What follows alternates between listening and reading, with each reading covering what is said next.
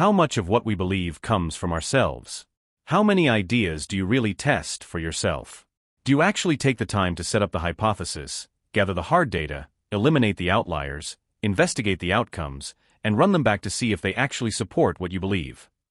Most of what we believe comes from other people in one way or another.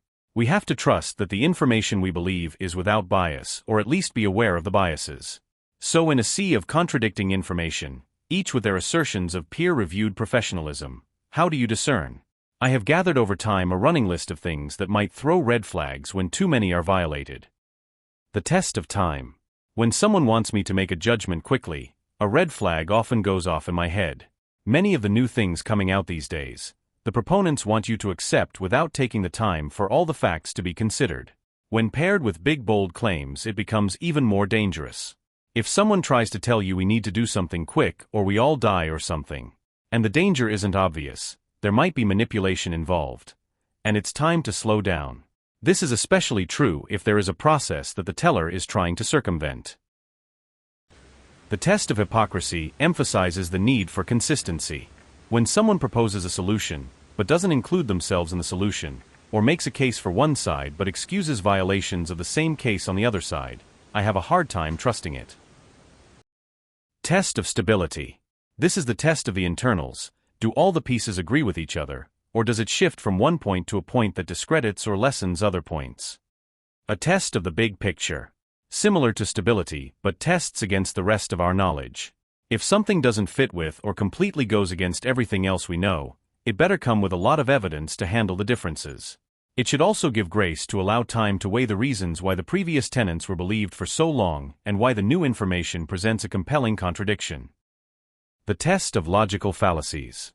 Does it appeal to emotion, authority, or use personal attacks? Does the presenter shift away from the subject when questioned or keep changing meanings of words to keep their augment? Is the reasoning circular? Does it assert obvious false assumptions to opposing viewpoints? Is it creating a false dichotomy? The test of the sell. One of the things I was taught growing up is to look for clues of what someone is trying to sell. This tells of the bias of the message. If someone tells me that pork is good for me, but I find out it's a lobby for pig ranchers, I suspect hogwash is involved. Granted, there might be nuggets of truth in the message, but as a whole the source is unreliable because there is a conflict of interest between telling the truth and selling a product. Sometimes this is more subtle and you have to even ask what is being advertised, and what is being used as bait. To find the bait, look for the typical drives of a person. The test of pain. When I follow someone's idea or take someone's advice and it brings pain in some form, it's time to question the source or idea. Especially if this is repeated pain and it becomes a pattern. It also helps to learn what has given pain to others in the past.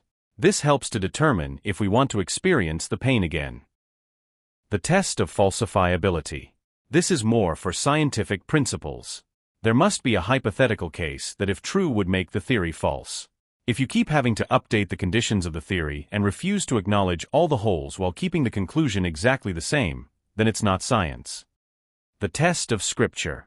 This is for the people who claim to be Christians and is applied to the belief structure rather than science.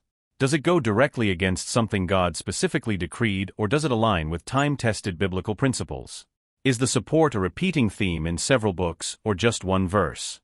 Is it in context? Was it something said to a particular person or a general principle for all time? Is there any other tests that you can think of? Please share in the comments. Thank you.